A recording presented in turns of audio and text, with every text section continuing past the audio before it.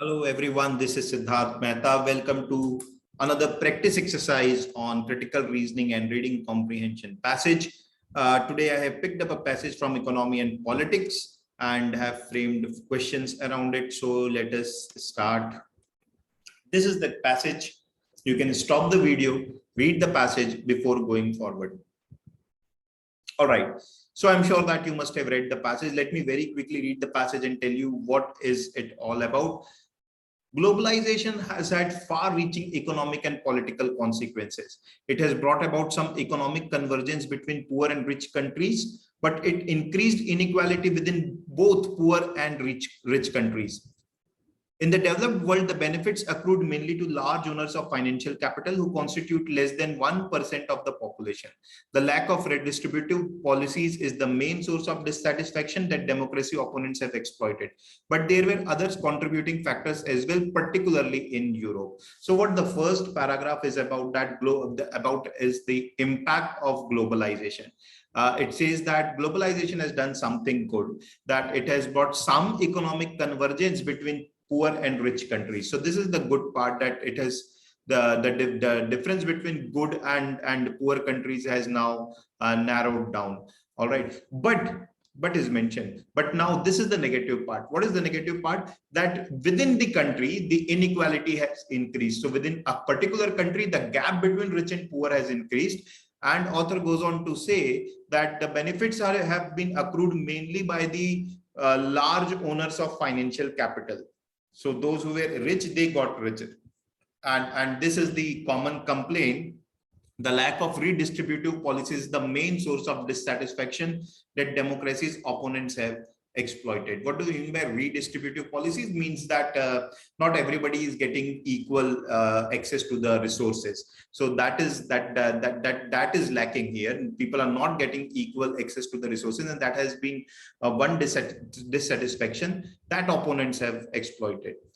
But there were other contributing factors as well, particularly in Europe. So in Europe, there are some other contributing factors as well.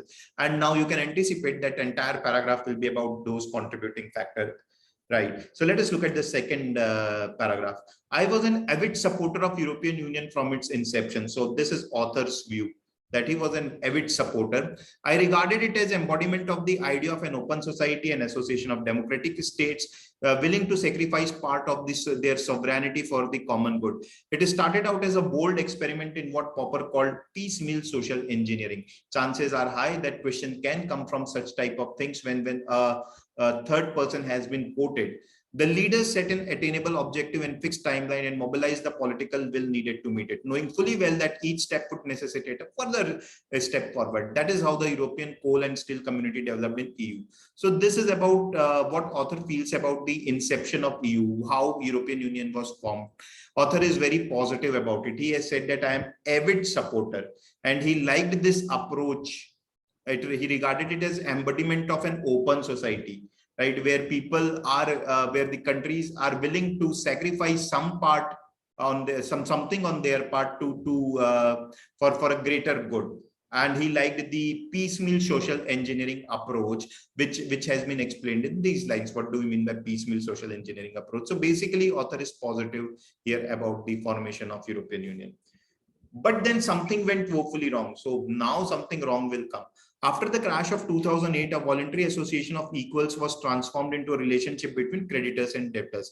That means the initial relationship where everybody was willing to compromise, now it was transformed into creditors and debtors relationship, where the debtors had difficulties in meeting their obligation and creditors set for question, okay, this is something extra, and creditors set the conditions the debtors had to obey. That relationship has been neither voluntary nor equal.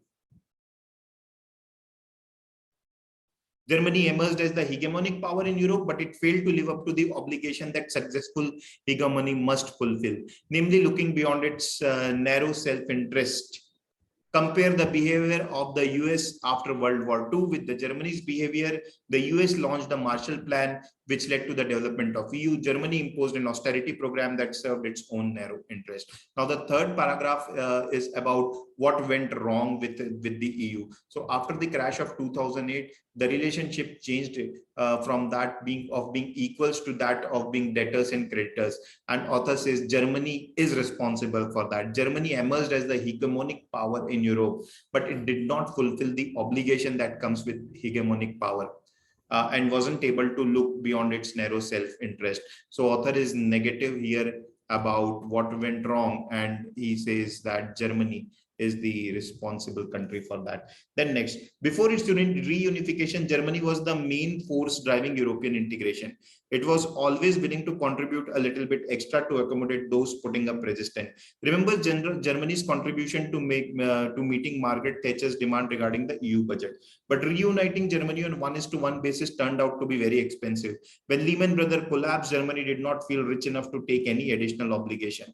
When European finance minister declared that no other systematically important financial institution would be allowed to fail, German Chancellor Angela Merkel, correctly reading the wishes of her electorate, declared that each member state should look after its own institution. That was the start process of disintegration. Now, the fourth paragraph is about how Germany was once. Before its reunification, Germany was the force that drive the integration. And author is giving example. Remember what they did with the Margaret Thatcher's demand. Margaret Thatcher means Britain's demand. So author is very positive about Germany's attitude before reunification. But after this, the attitude changed and Germany was focused on its own self-narrow interest. That is what author is saying. This is what the passage is about. Let us look at the question. For each question, you can stop the video and then try to attempt the question before going ahead. Which of the following can you infer from the given passage? Germany is the country that triggered the process of disintegration of European Union. Looks a very good choice because that's what the last line has also said. But let us look at the other options also.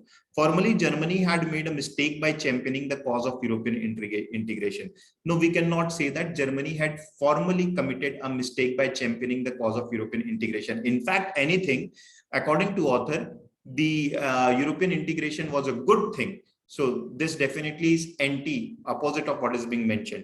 See, Germany preferred not to take on any additional obligation when England asked for monetary assistance.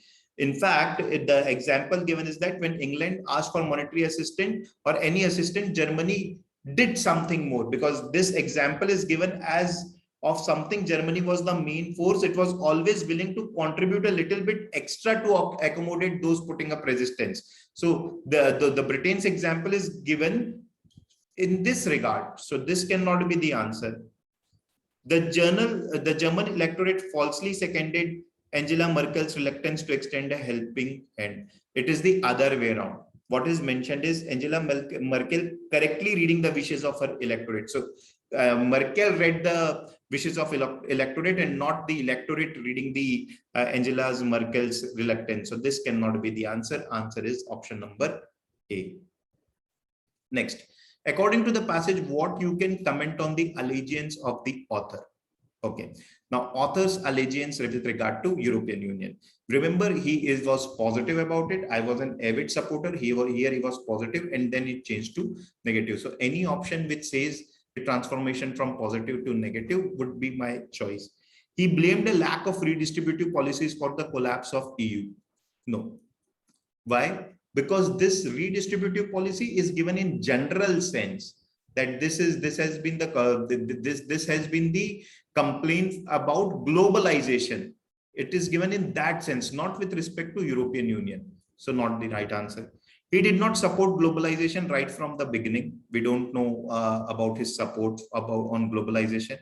He was biased against Germany for triggering the disintegration of EU. He certainly is saying that Germany caused the EU, but we cannot say that he was biased again. So there is we could have said bias had there been some illogical statement without any evidence, but author has given a lot of evidence. Let us look at D. He was fully supportive of European Union initially. Yes, he was fully supportive. It's given from its inception.